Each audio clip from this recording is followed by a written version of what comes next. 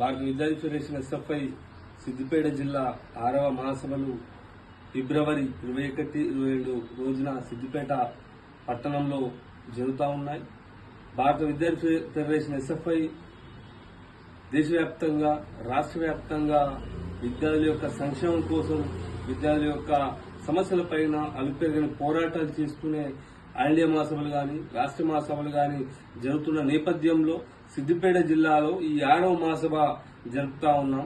ఈ 6వ మహాసభల్లో చర్చించాల్సిన అంశాలపైన జరుగుతూ ఉంది. భారీ బహిరంగ సభ కూడా ఏర్పాటు సిద్దిపేట పట్టణంలో చేశాం.